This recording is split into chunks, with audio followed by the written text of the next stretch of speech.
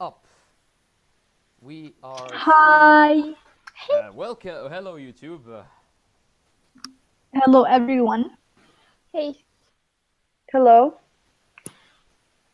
So, welcome to this. God damn. hello. Welcome to this. Can someone verify the stream? We're live, we're live. Oh my god. Yes, Yeah, we we are. are. But okay. Not Okay. really.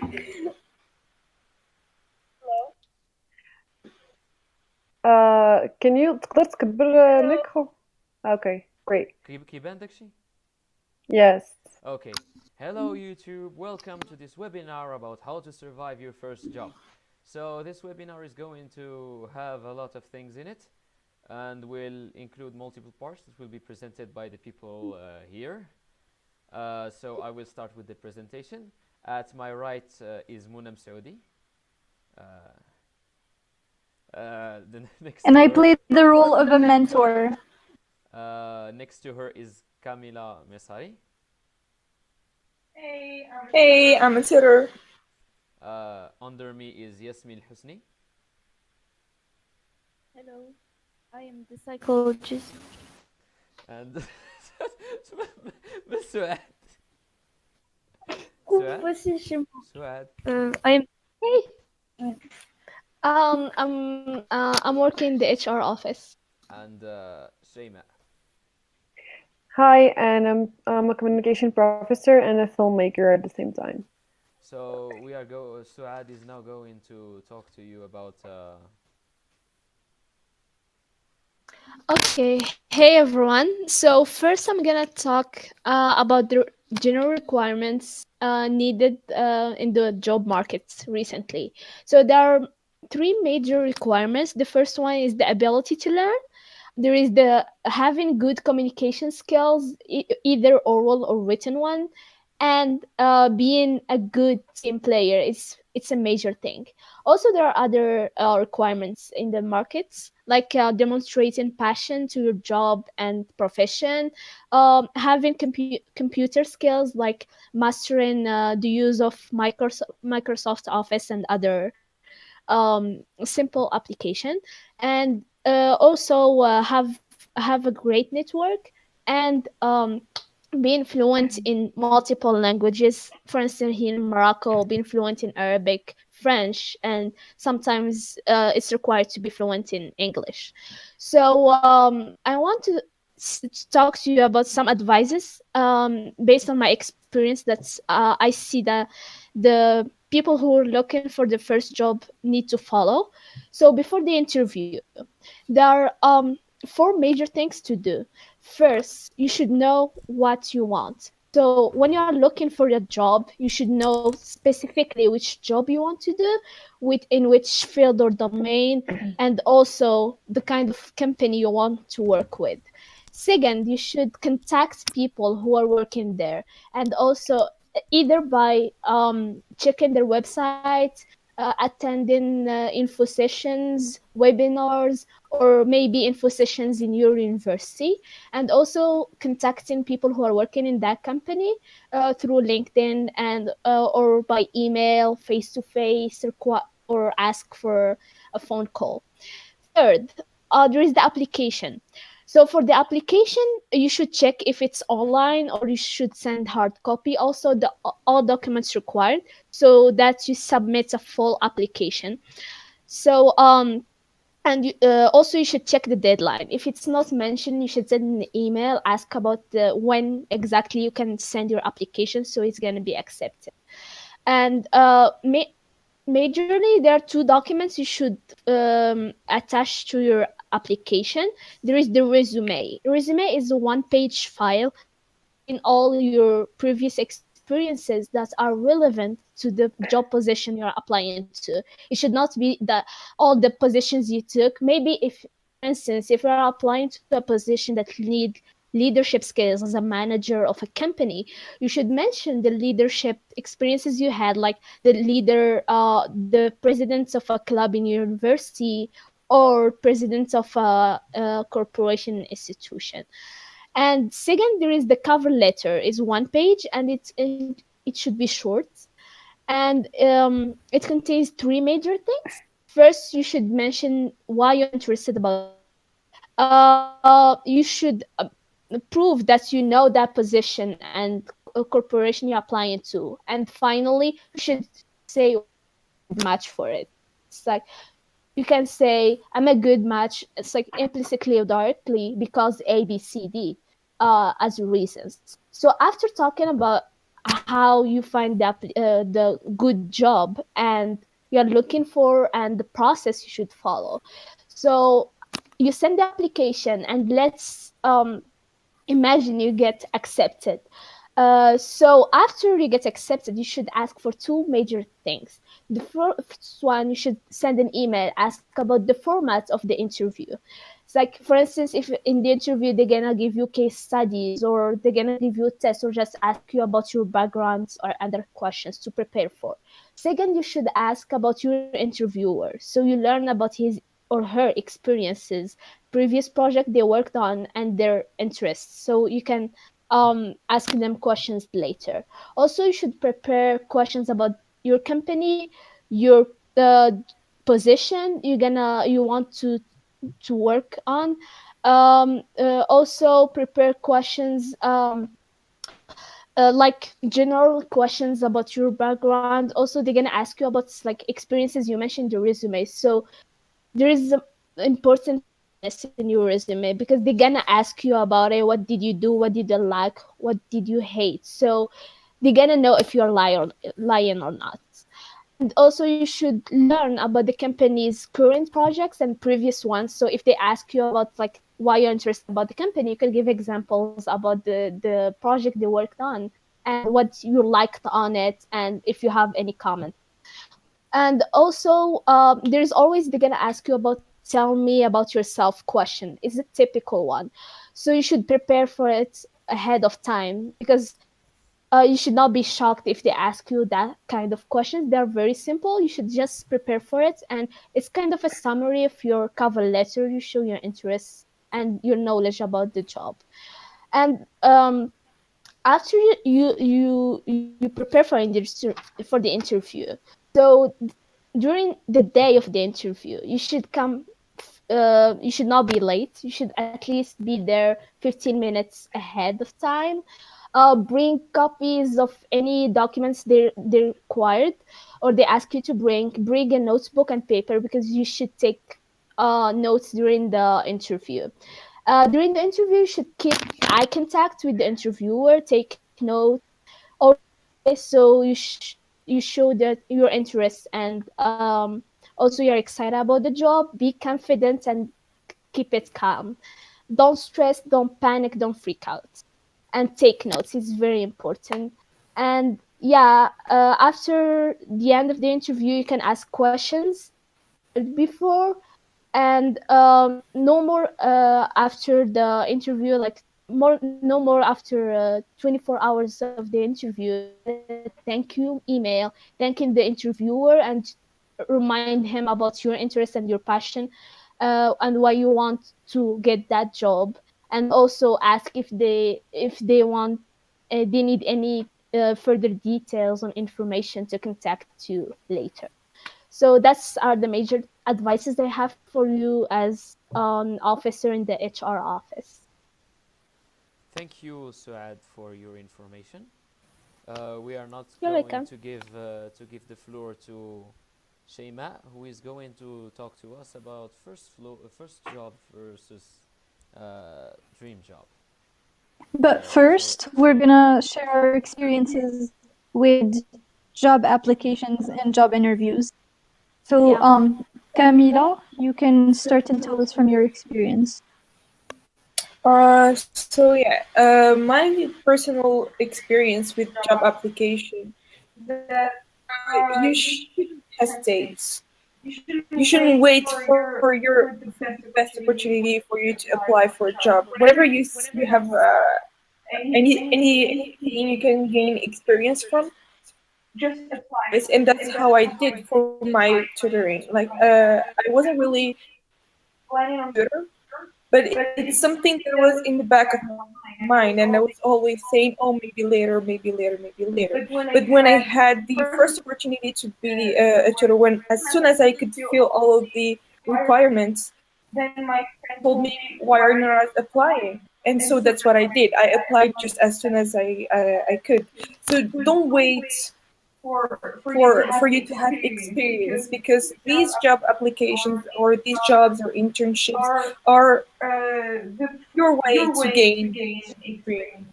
So that's my takeaway from that. Thank you, Camila.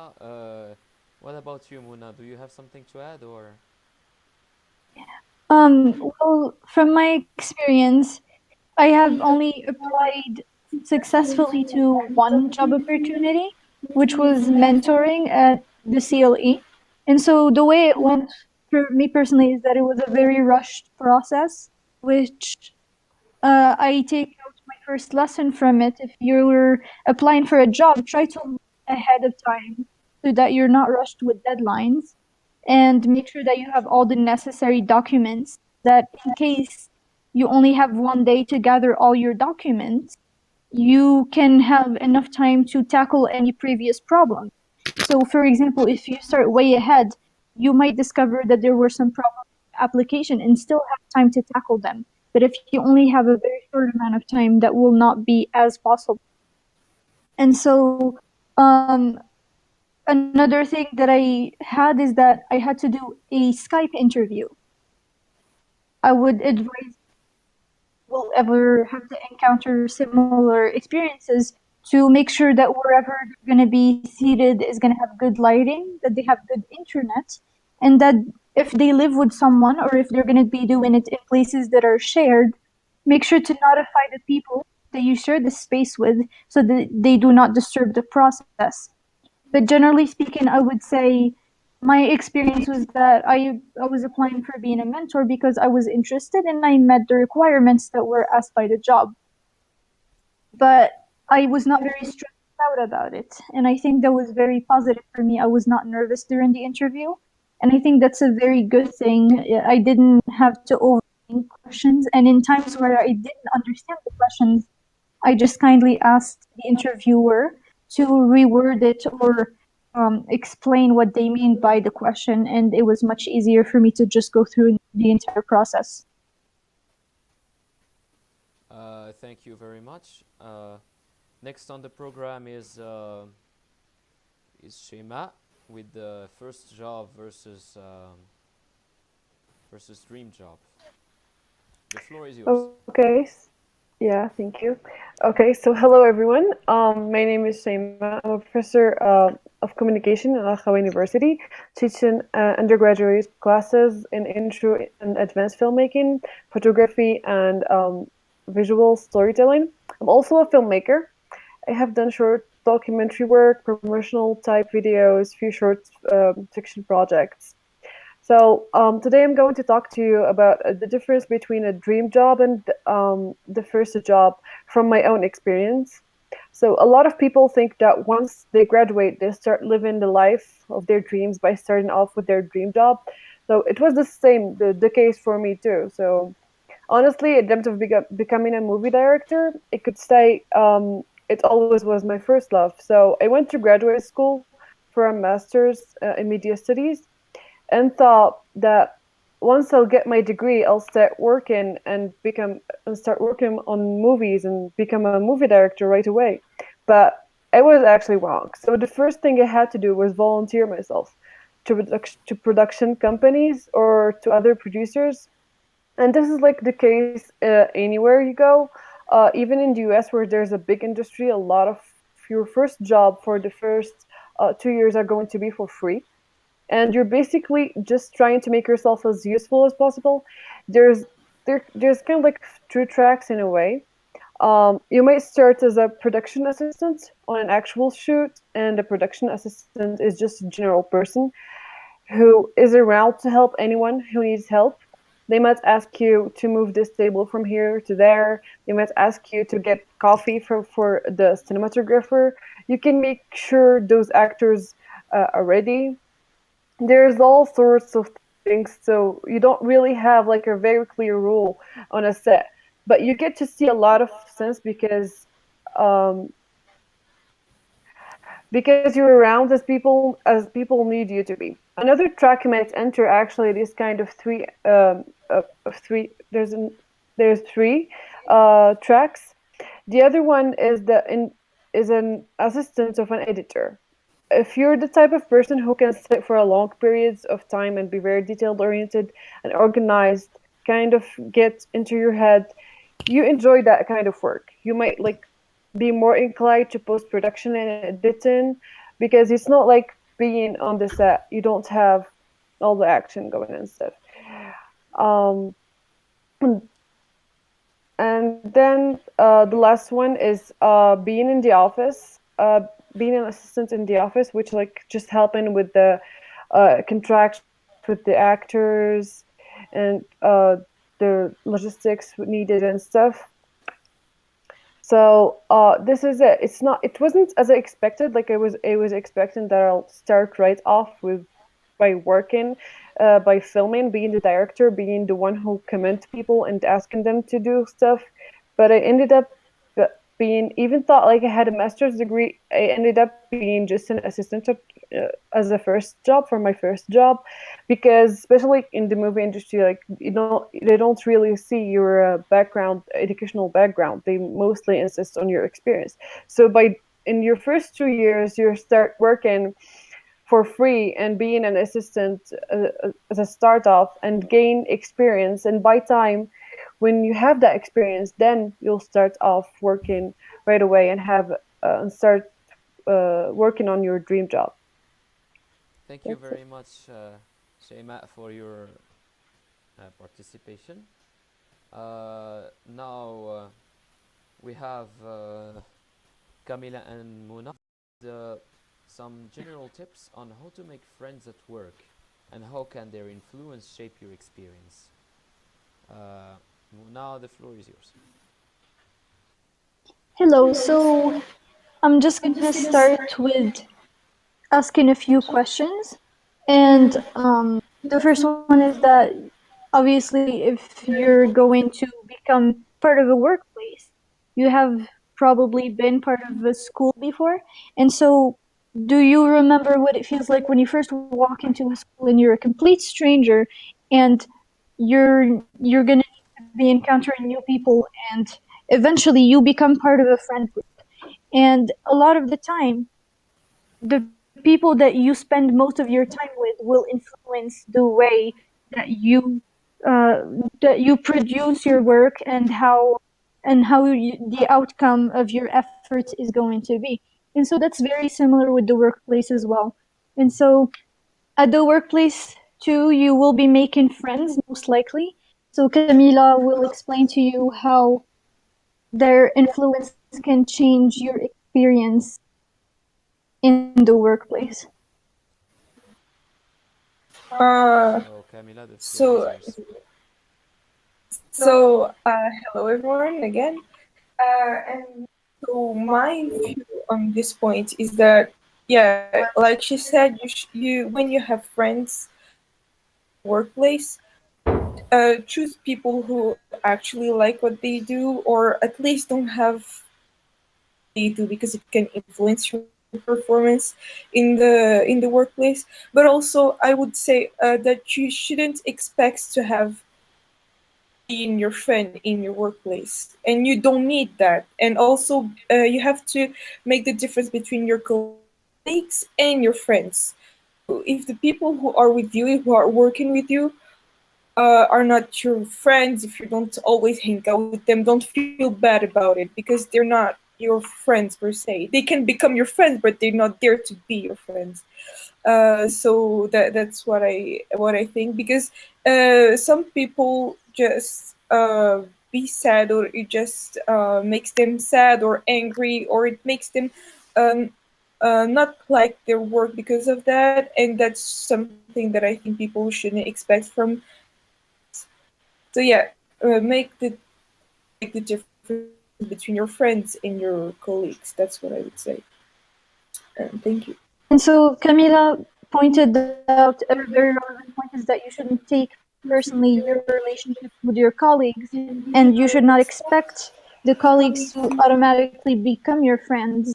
And another thing that I think you need to pay attention to is that, generally speaking, same level friendships are easy to develop, meaning that someone who works at the same level as you can easily develop a friendship with them. But what you need to be careful of is if you're trying to become friends with a supervisor or a boss, because they can question your incentives, and your coworkers might as well, and that might make things more difficult for you, because if people do not trust you at the workplace, that can get in the way of many opportunities for you. But generally speaking, if you keep in mind all of these obstacles, you can develop friendships if you, first of all, just observe people at your workplace and see how people interact with each other. Generally, when you observe people, you can tell a lot about how they behave, what their thoughts are. So don't rush into anything, give it time, and keep it on a positive note. Because if you develop a friendship based on work hate narrative, which means that if someone has been doing this work before you and they have a negative experience and you become friends with them, that can influence your perception. If you internalize their negative affirmations about the work, that can influence your experience, even if you generally like the job that you're doing. So if you start with a positive note, you can slowly then bring up things that are not job related, and that's generally how friendships go on, because if you keep working about work, it's just going to get very redundant at one point or another. And so if at one point you start talking about things that are outside of work, you start to find similarity. If you find things that you have in common, hobbies and similar opinions maybe, you can have things that you can potentially bond over. But then slowly but surely, you're going to get closer to each other and then start getting more intimate in one sense. And that is that you will be talking about similar struggles. And when you do talk about similar struggles, you have to keep in mind that it should not cross the line of professional versus personal. Because if they're going to tell you something that might be too much of a responsibility for you, or that is something that infringes the laws of workplace, that might be too much of a responsibility for you but also as a colleague. And so you want to make sure that there are lines that you don't want to cross within this relationship, and always keep in mind that although you are becoming friends with someone, it's also important to have lines within the place and the professional setting, because you don't want to damage your career because of a friendship. And make sure that you open up about what is going on between you, because if you develop negative relationship, what times happens that you meet someone, you bond with them, but then eventually you don't really get along with them. That's perfectly natural, but in the workplace, it is someone that you're going to be seeing very often. And so you want to make sure that it doesn't affect your productivity if you don't really get along. So try to keep it civil and try to keep it very professional. And in worst cases where there's conflict that needs to be resolved, try to reach someone at the workplace to help out. Maybe not just another colleague, but someone who's involved in this, perhaps someone in the HR office or counselors or something of the sort. So I hope this was helpful for you to get an idea of what it's like to make friendships at the workplace and what are some tips generally around it. So, in continuation with the subject we just talked about, Camila and Muna are going to present some general advice on good performance on the workplace.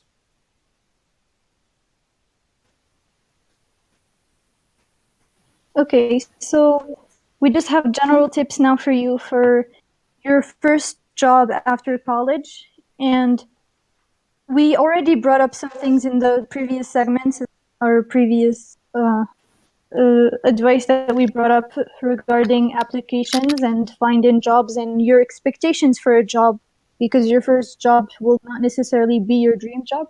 But just generally speaking, here are some advice that we have for you. Is that the first one is that you need to establish an internet presence. It's said that a lot of the work, hiring, and employment that happens actually happens on social media, meaning that your profiles on social media and your presence on it will affect the way you're viewed by your employer or potential employer. And so having a clean social media presence will make sure that you do not risk any unnecessary conflict and that it will not affect how your employers view you, especially if you have any political affiliation that your workplace does not affiliate with.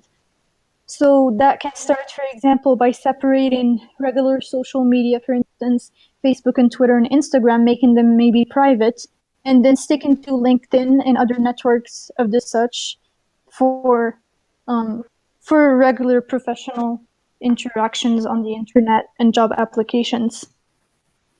Yeah. And so my tip would be, it might seem obvious, but apparently many people is be on time. And when I say you should be on time, it's for the time. If the work starts at 8, it doesn't mean you have to be there at 8. It means you have to be there before so you can start at 8. And that's because it's very unprofessional.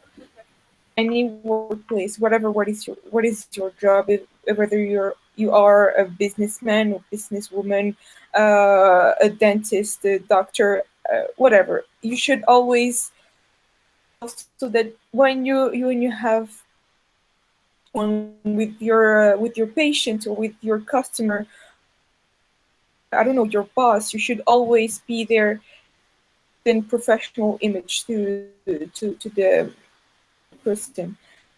And so that's something that take our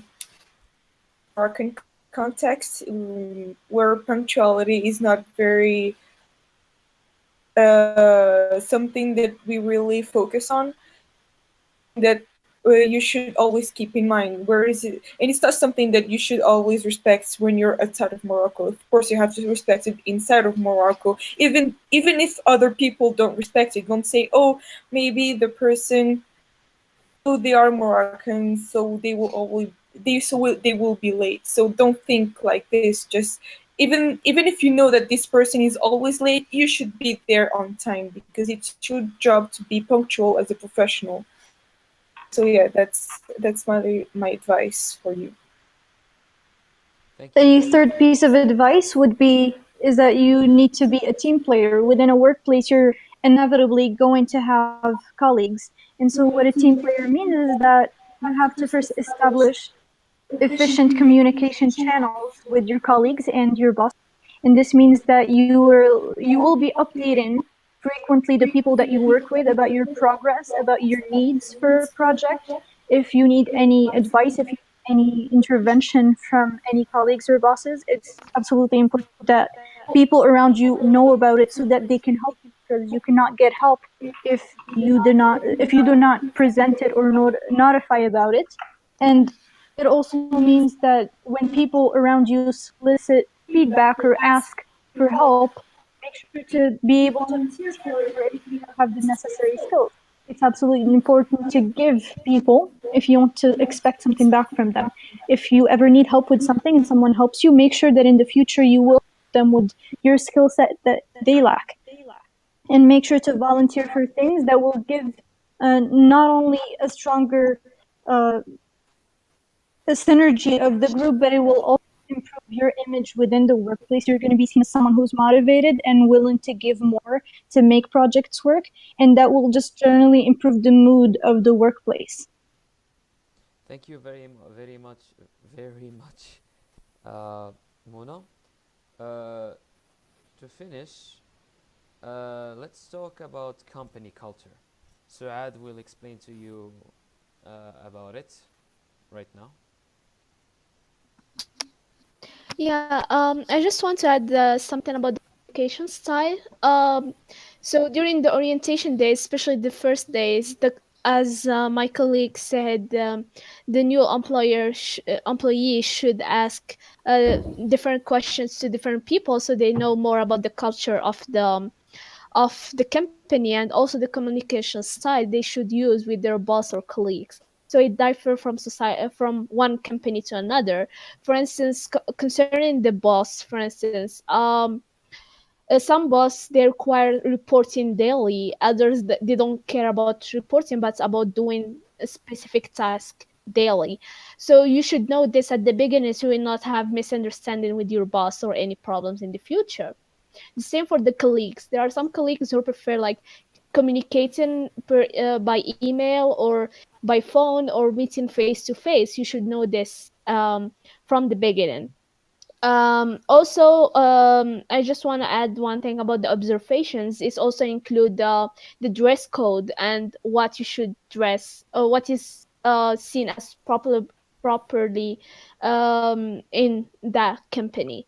Uh, and that is included in the culture of the company, where when the culture is a set of traditional things that people who work there they do usually, either like celebrating each other birthday if they have very close relationship with their colleagues, or if they try to keep distance with them. So you should know this from the beginning during the orientation days.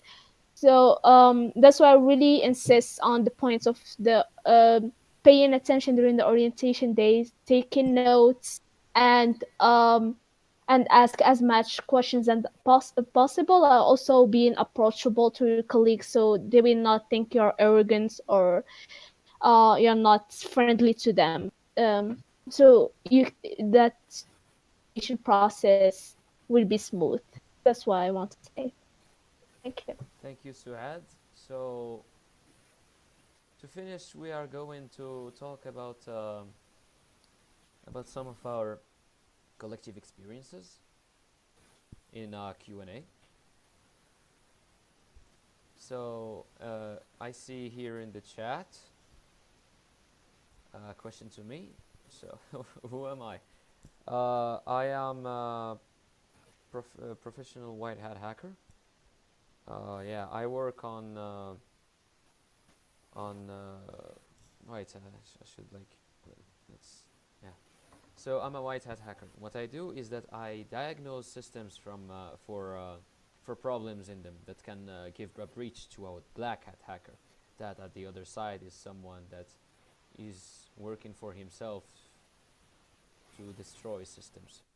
That is really a hard job, honestly, because a single mistake can cause millions of dollars of damage. And yeah, it's my dream job.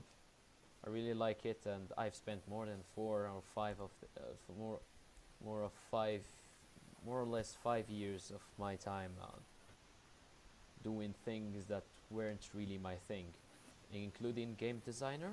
I thought that was what I wanted to do, but it's not. And lately, programmer, but it's a really boring job. Muna, it seems like there's a question to you about your mentoring job. So what is it about?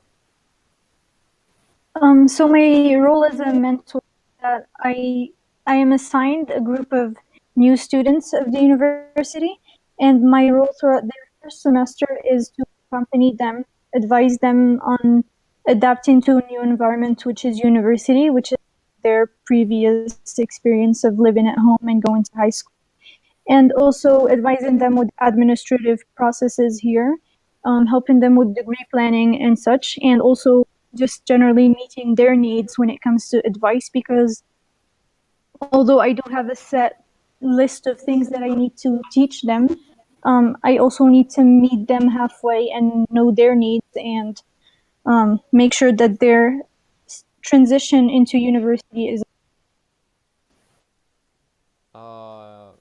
Thank you. It seems like we have another question. Was mentoring what you wanted to do with your life, or are you still expecting to change the job after it? Mentoring is definitely not a long-term goal for myself. It's just for me to gain experience.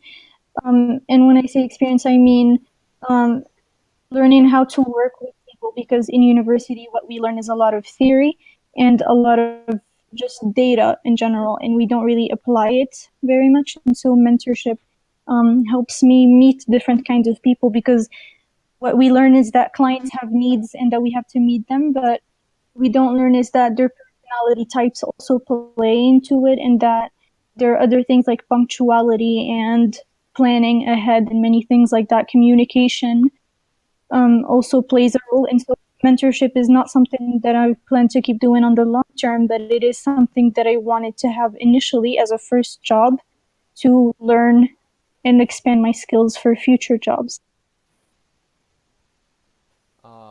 Thank you very much, Mona. I am seeing a question for Yasmin. What about your job?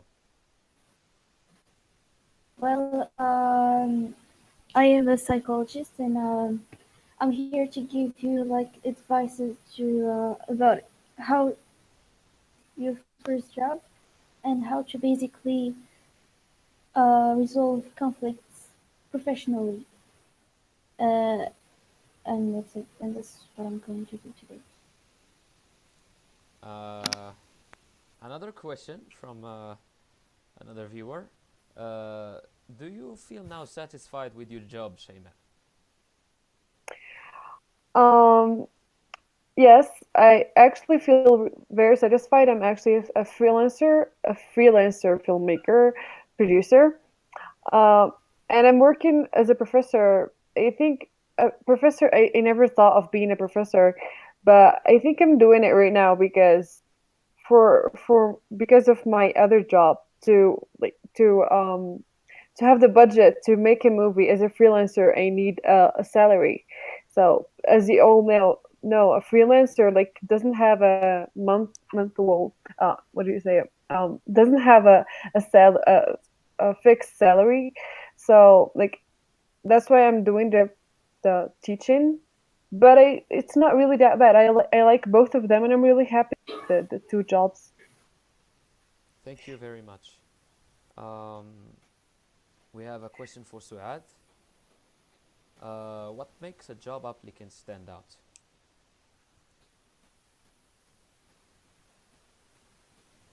Suad?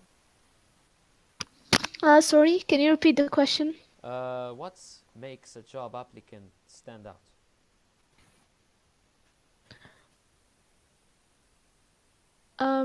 I think I have a problem. I can't really hear your question. Can you repeat it? Oh, yeah. What makes a job applicant stand out? Um, I think it's about the personality of the job applicant and also their confidence during the interview phase. It's not only about the interview phase, actually, it's starting from the application, and you should know how to sell yourself to the company and convince them that you're worth an interview. After that, during the interview, you should show your knowledge and interest, as I said previously, and show that the reason why you are a good fit for that job, and also what you will bring to new to that uh, culture, the company culture, and also your ability to adapt to different environments. And I think I think that's the main things during the application form, to know how to sell yourself during the application process and also during the interview. Uh, ah. Oh, look, we have another question coming for Yasmin. Uh, It's about conflicts. What are the main problems the employees face when they go into a new job, conflicts wise? Well, usually conflicts that happen in the workplace, and, because of so many factors. Uh, some of your colleagues didn't, for example, respected you during a reunion or something. So to solve, to actually handle these conflicts, advice that I would give is to handle conflicts, and because the sooner is, and Sorry, it is the most important tip to actually resolve these kind of conflicts, because it's for the conflict to bomb and to blow over by itself, but it actually doesn't happen. So you have to take care of it.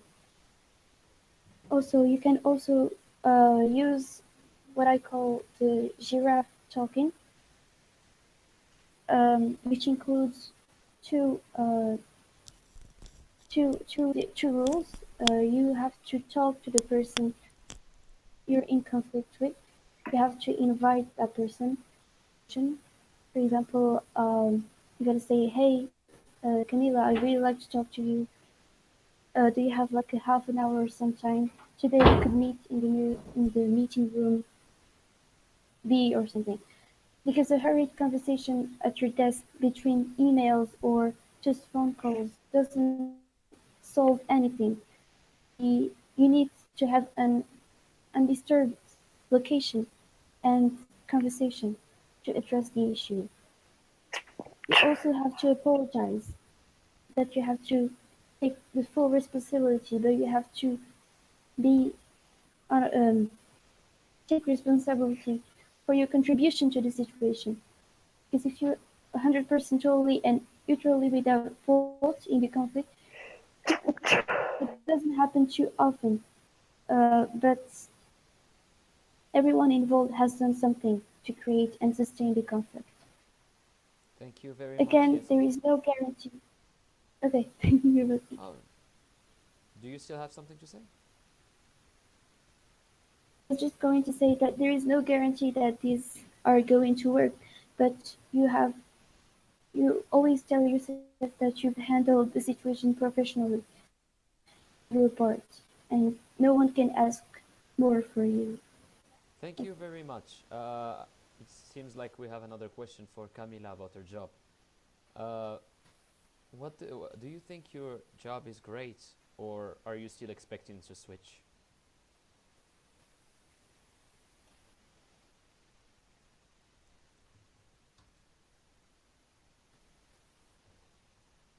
Wasn't expecting anything from it actually, but I wasn't expecting it to be Camila, that Camila, hard. I'm sorry, you were muted from my side. Can you restart from the beginning? Sure. So I was just saying, no, it's okay. I was just saying that being a tutor, a lot from tutor. I just wanted to see if I could help people understand more, could understand, but I wasn't expecting it to be that hard. I really discovered when I was tutoring that I had to learn being a tutor, being part of other clubs, and being a student, studying for my courses. So at first I thought, oh, it's so easy, I can do it without a problem, but it's not that easy. Underestimate the balance that you have to make in your life. You have to balance your leisure time. You have to balance your work time, your social time. All of that has to be balanced because if you don't do that, you're gonna go crazy. And that's something that I had to learn by myself because at some point I even started to prioritize tutoring over my study, which is not good, and I had to learn how to balance that. So that's something that I would really recommend people to do, is that the experience from jobs and internship, and the first thing that you have to learn from it is to learn how to make this equilibrium between different aspects of your life. Thank you very much. So, it seems like we are going to close this seminar by giving some fun facts about all around jobs. I would like Yasmin to start. Give us a fun fact.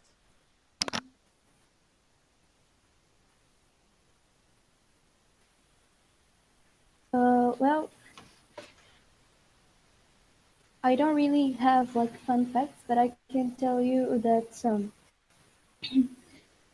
study recently that showed that the people that the people who use proactive behaviors, uh, that were mentioned by Camila and Muna earlier.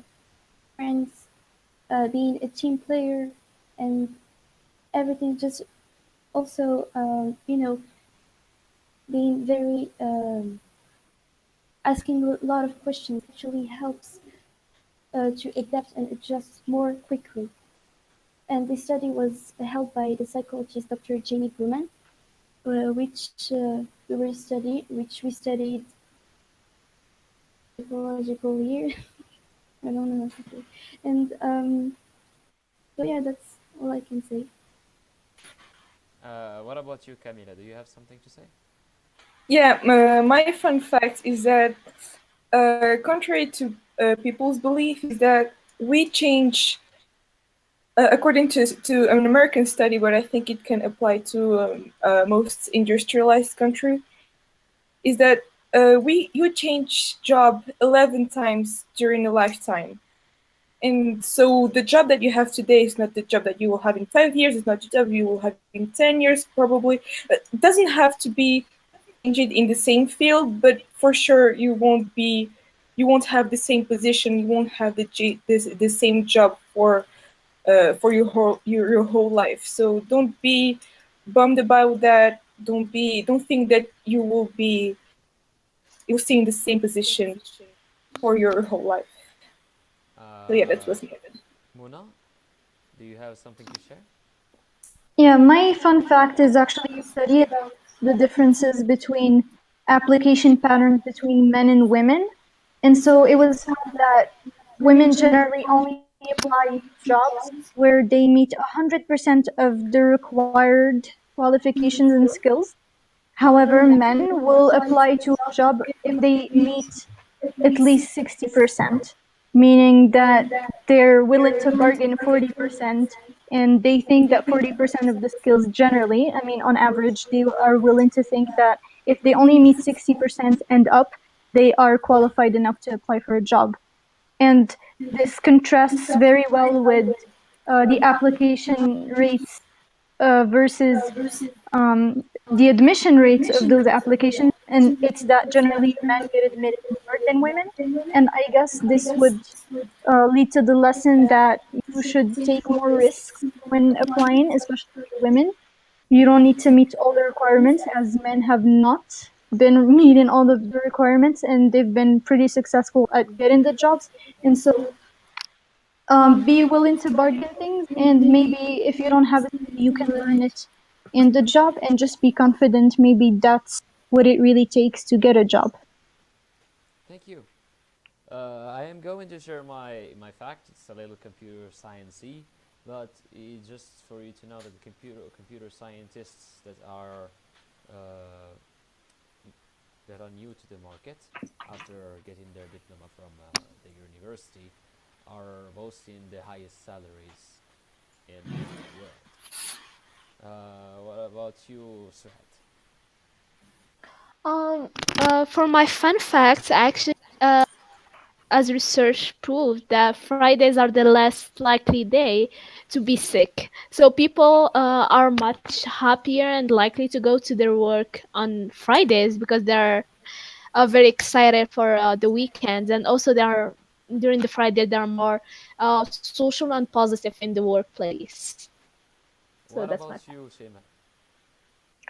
Oh, so my fun fact is that mobile has made actually looking for jobs easier than it was before, in my case.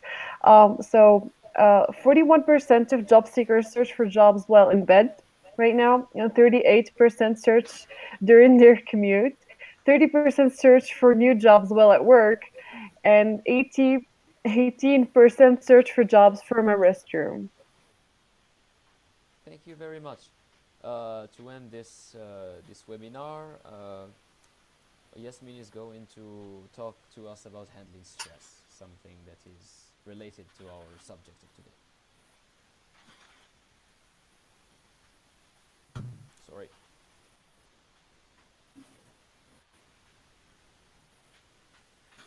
Can you please repeat your question, Uthman? I didn't hear.